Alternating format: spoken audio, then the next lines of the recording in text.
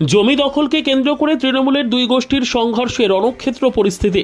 প্রকাশ্যে মহিলাকে বিবস্ত্র করে মার, লাঠি রড নিয়ে সংঘর্ষ, বোমাবাজির অভিযোগ, আহত একাধিক।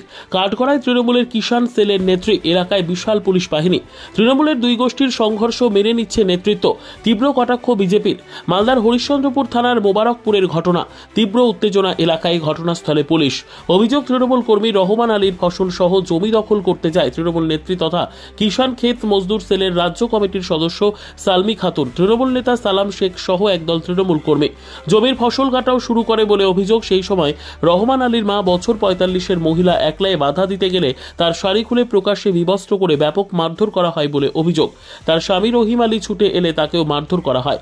রক্তাক্ত অবস্থায় লুটিয়ে পড়ে মাটিতে। এরপর উত্তেজনা ছড়িয়ে পড়ে, আরও লোকজন ছুটে আসে, এলাকায় সংঘর্ষ বাধে তৃণমূলের দুই গোষ্ঠীর মধ্যে। আহত ৩ জন, এর মধ্যে রহিম আলী ও তার স্ত্রী এবং দাদার অবস্থা গুরুতর।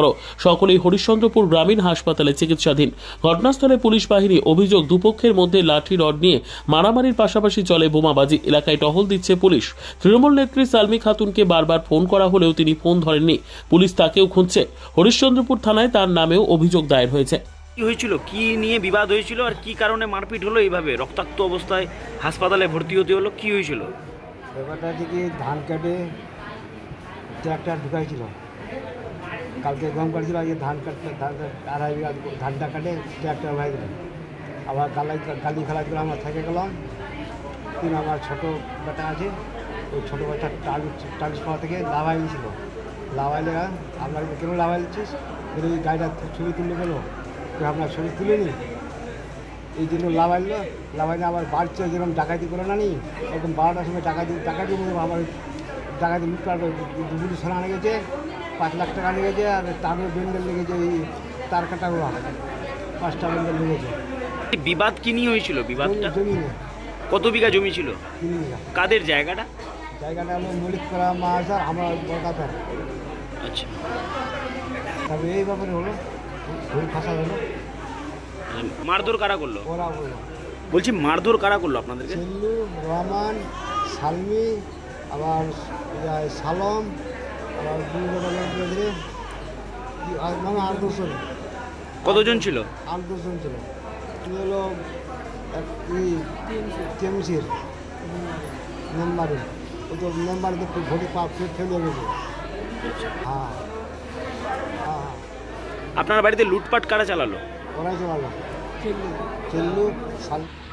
পশ্চিমবঙ্গের আনাচে কানাচে যেখানেই দেখুন জমি দখলের ঘটনা, সেখানেই তৃণমূলের কোনো না কোনো নেতা কর্মী জড়িত আছে। বুথ লেভেলের কর্মী থেকে শুরু করে মণ্ডল লেভেলের, ব্লক লেভেলের, জেলা লেভেলের, রাজ্য লেভেলের কোনো না কোনো নেতা কর্মী পরোক্ষ প্রত্যক্ষভাবে জড়িত আছে এই জমি দখলকে কেন্দ্র করে। আর এইদিকে এরা বলে পাচ্ছে মা মাটি মানুষের সরকার। এই সরকার চলবে না।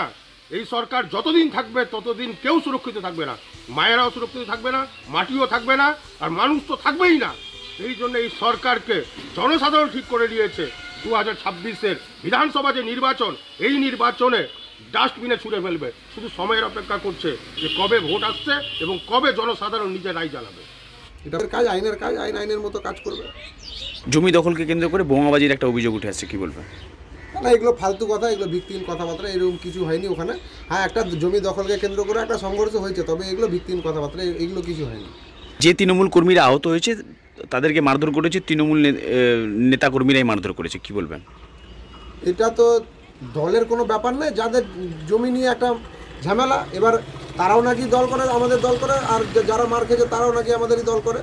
এটা পুরোপুরি আইনের কাজ, পুলিশের কাজ। পুলিশ তদন্ত করে পুলিশ নিজের কাজ নিজে করবেন, এবং যারা দোষী প্রমাণ হবে তারা শাস্তি পাবে। মালদা থেকে তনুজ জৈনের রিপোর্ট, আপনার নিউজ।